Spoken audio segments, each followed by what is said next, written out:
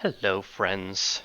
I'm currently working on a digital painting tutorial-ish on lighting, and it's taking a little bit longer than I thought it would because it turned out to be a more complicated subject than I imagined. So I decided to record a quick how to use the Kheil Rig in the meantime, so that I at least have something to show. Now, if you're new to Blender, which if you're trying to animate, I guess go watch something a little bit more basic. Um, this is mostly just going to focus on how to work with the rig itself proper. Let me hide. Let's go to the camera, get rid of the light, and yeah, I guess the background can stay. So the first thing is you press A, you press Alt R, then Alt G, and then Alt S. The Alt S isn't really necessary. It's just what those three shortcut keys do is reset the transformations of anything you have selected down to 0. Um, so as you can see, everything is reset back to the T-pose. One thing that I added is if you select these the eyelet controls down here in the armature tab of the properties editor, which is what this little window thing is called, is if you go down to the post library, I have eyes open and eyelids closed. If you select that and click this little magnifying glass looking things, they will snap open, which is nice because you don't have to try to find the right shape for that. I think eyes closed. Okay, so eyes eyes closed closes both of the eyelids. So what you want to do is if you want to blink, select just the top two and then do that, and they're back. Conversely, you can also select the bottom ones and like snap them up. I don't know why you would do that. That's really heckin' creepy, but there you go. Um, in terms of the character rig, this is pretty standard. I think what you'll find in um, most character rigs, there's only a couple of things that are maybe a little bit unique to this, but it's nothing too complicated. You have your standard IK legs. That's snapping a little too hard. I should fix that at some point. Um, this control back here, it controls the rolling. Then there's this IK control here, which controls just the toe. I think this controls the banking too. Um, oh, I guess not. Alright, I don't have a banking control on this yet, so that's something that I guess I'm going to add in the future. That's fine. And if you hit N and bring up this little, like, I forget what this thing is called. It's like a properties tab or, it's not a tool tab. Anyway, if you press N, it comes up in, yeah, as long as your cursor is hovering over the 3D view. That's where you have the IK-FK switch. If you set that to 1, the IK control down here stops working. It only moves like the IK controls, and then everything else is snapped to this big controls here, which are, um, you know, your forward kinematics or FK controls. You can select that again and basically snap between those two. So if you're animating, that's how you switch between the two. Just set a keyframe on that thing. And unfortunately, and this is, I'm not entirely sure how to set this up. I know there's a way to, but it escapes me. You'll notice that now, like if I set this to 1, and then I select everything in Alt R G S like I did at the beginning, that doesn't change. That stays at 1. That's the only thing I don't. Um, it's one thing to keep in mind if you're animating is and you're trying to reset something is the IKFK switches are not going to go with them. Um, there's a control up here, which we'll get to that later, has a similar function. For the core of the character, this big control here, basically it changes the position of her core, her center of gravity in its entirety. And then this one here is how you get the hips to go. And I think you can, yeah, you can also grab that and stretch it out. If you grab this one, it takes the entire torso with it. This one just takes the bottom of the torso. Then this controls the, well, you can see it there, just the chest, the rib cage, I guess. You can stretch it out. It's a little bit of clipping there, but that's okay. Rotate it however you want. I think you can scale it. Yep. I don't know why you would do that, but you can do that for almost every control. The shoulders over here. Oh, by the way,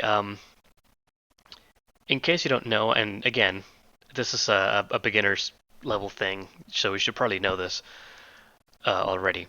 If you press R, the object that you have selected will rotate relative to the camera.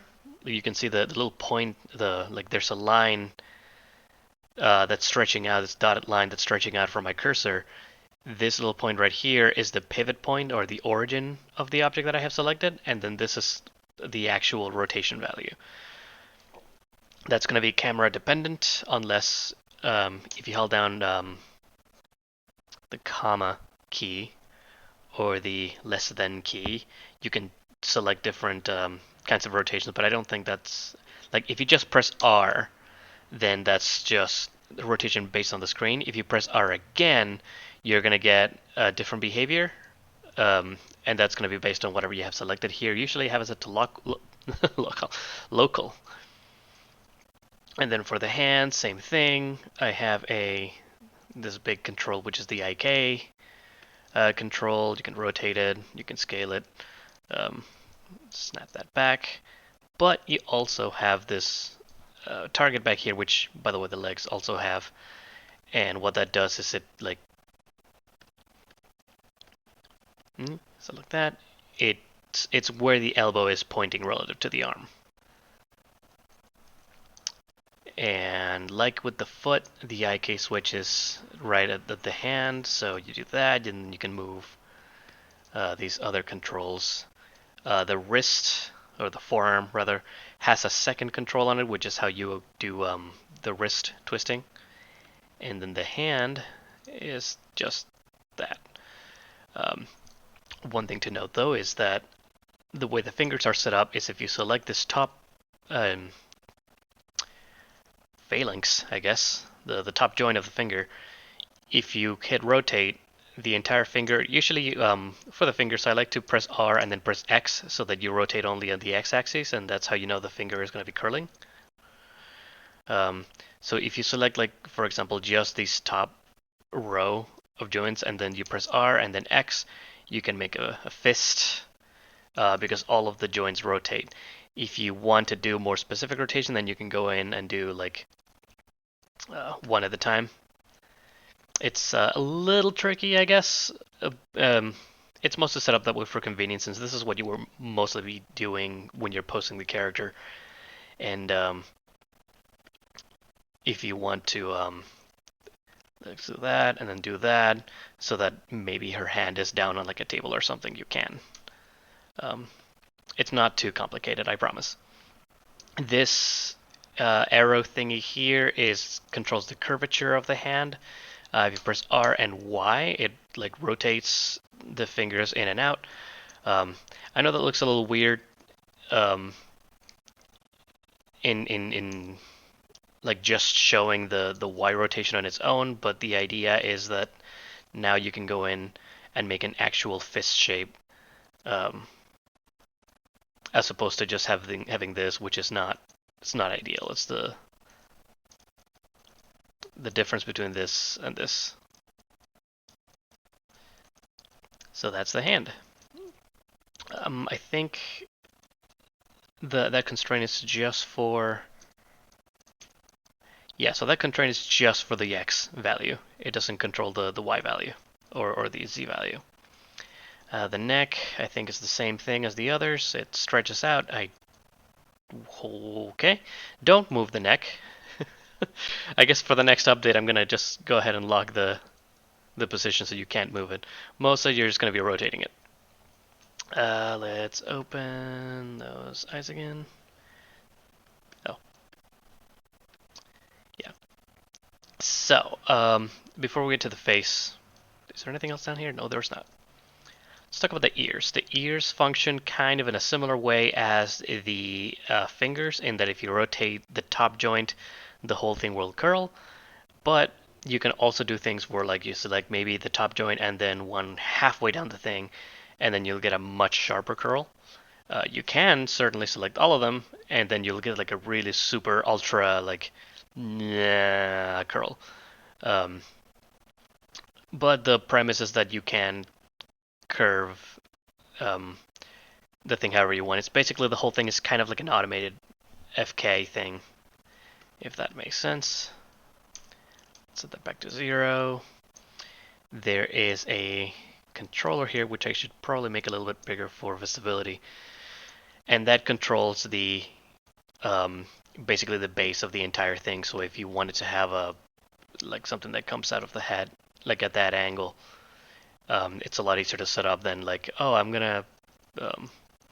I'm gonna rotate this down, and then I'm gonna unrotate that. You don't have to do that. You can just select the this top controller here and rotate it. That controller has a hidden feature, like what I mentioned down here with the IKFK switch.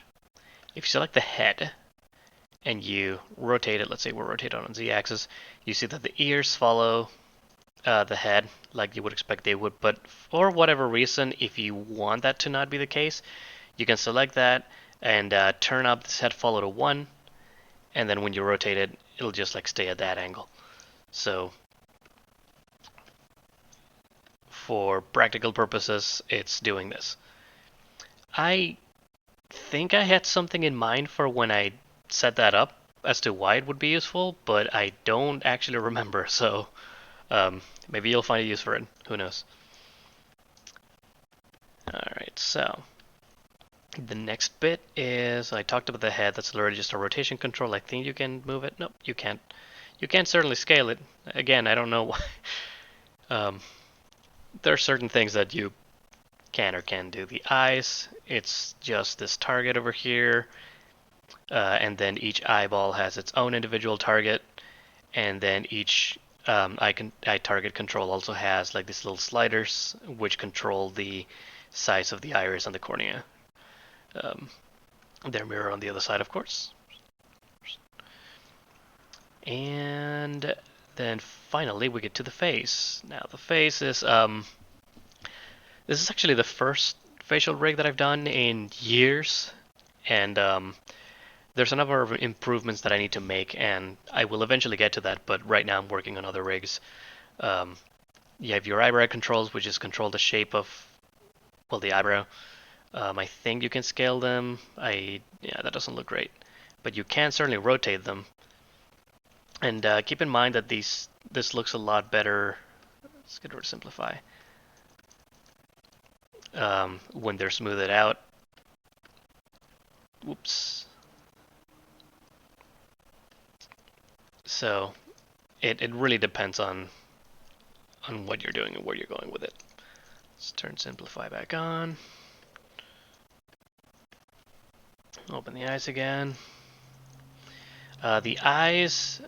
Oh, you can move them. Okay, so I guess you can move these. I don't know why you would. Personally, I like rotating them. The way they work is I like to just hit R and X so that they open and close on the axis that they're meant to, and that's partially because opening the eye triggers a. You know what? That's mechanics. Don't worry about it. Maybe one day, if I ever get to do like a rigging tutorial, I'll talk about how all of this is set up. But there's a shape key that like makes the shape of the eye correct. The main thing that I wanted to get at is that you can hit R and then Y, and you can change the curvature of that eyelid so that you can get different emotions and different effects out of it. Not super complicated. This little arrow icons, those are the cheeks, which you can like rotate and you can scale them. Not super complicated. Again, these ones are just like the puffing and sucking of the cheeks motion thing. They don't rotate. Well, you can rotate it, but it's not going to do anything because it's all just like a motion, like a movement thing. The lips, pretty self-explanatory. They just, you move the corners, and then these ones are averaged out, and then you can move those however you want. Oh gosh, that's a little creepy. It's a little creepy gumball one. You can rotate them. I think you can scale them. Yep, you can scale them too. So you can do whatever you want with them. You know, the we'll get to something a little bit more advanced in a second. But before I get to that, let's talk about the jaw. The jaw is a little weird because the way that I set it up, and I'm not sure how to fix this, is if you press R and X, you can open it, right? And if you press R and Z, you can move it from side to side, and you can see that like, oh, the inside of the mouth is following um, along like the way you would expect. But if you press R twice and you like try to rotate it that way, oh, I see what it's doing. Okay, I know what the problem is now. It just hit me. Um, but basically, yeah, okay, I see it. If you want to open the mouth and then offset it, press R and Z, and then R and or R and X, and then R and Z, and then you can get that offset jaw thing. Don't just press R twice because, as you can see, that's not really getting the it's not really getting the right effect. Um, what I mean by pressing R twice is that if you press R once, it'll be snap to the camera, like I mentioned earlier. If you press X, Y, or Z, things will snap to a single axis based on the holding down the comma thing. But if you press R twice, you can basically rotate it like a trackball. And so that's how I do a lot of like my rotation transformations to begin with. But um, don't do that for the jaw because it doesn't work great. And I might be able to fix that at some point. We'll see. Let's open that. The tongue is literally just like your standard set of tongue controllers. Like there's nothing fancy about that at all. I think you can scale them. Yep, you can scale them. Silly. Dun, dun.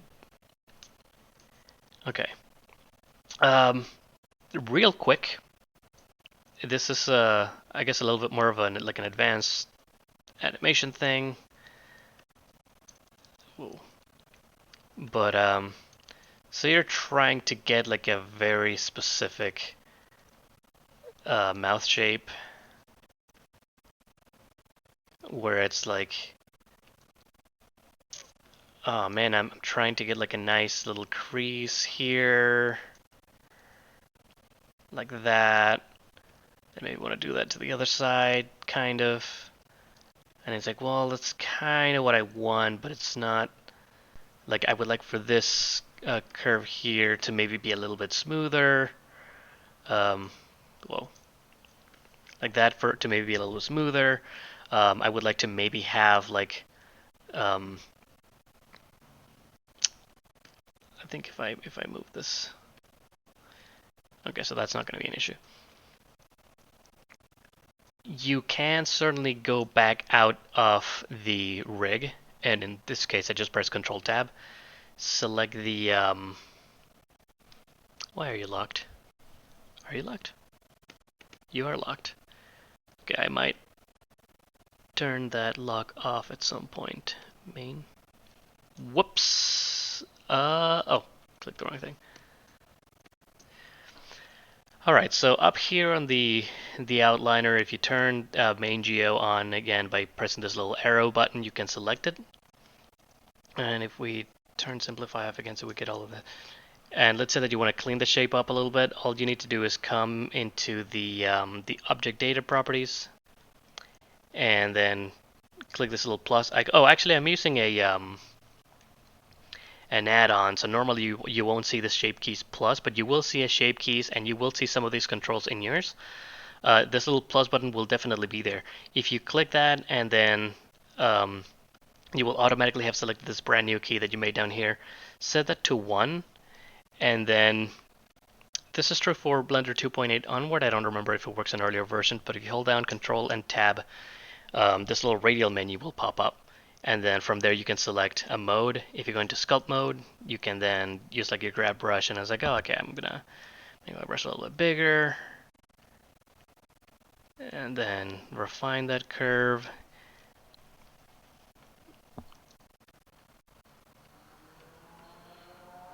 And maybe that's, I want something a little bit more like that.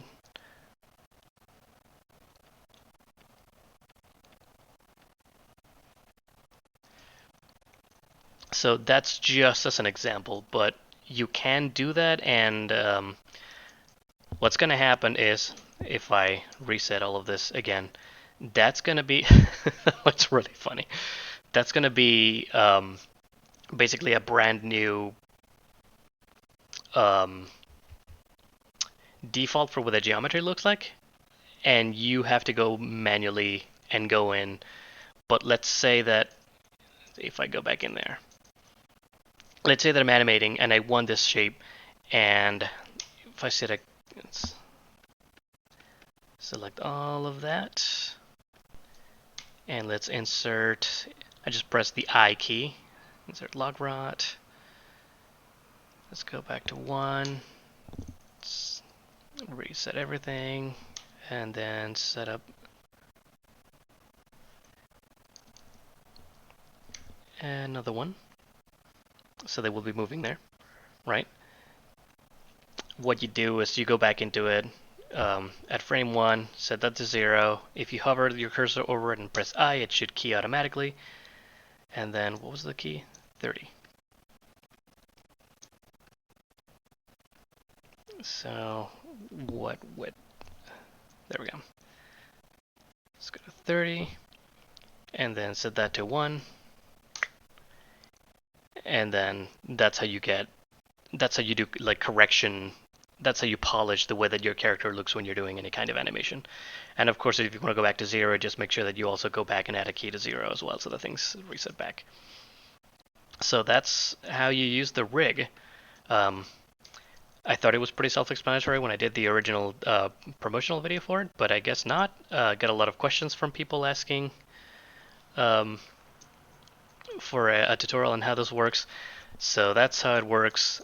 I haven't looked at this file in a couple of months now, and there's obviously a number of things that I need to fix. There's some extra controls that I need to add, and I will get to that. But I've just had so much to do. If you want to support me, which will certainly speed the process up, you can go to my Patreon. It's patreon.com/bmbryce. And you can actually get access to this file and a few more other things like the texture images and like some of the production bits and stuff. But yeah, I hope you enjoy the rig, and hopefully this will be a little bit more helpful to your experience working with it. And that's it. Thanks for watching.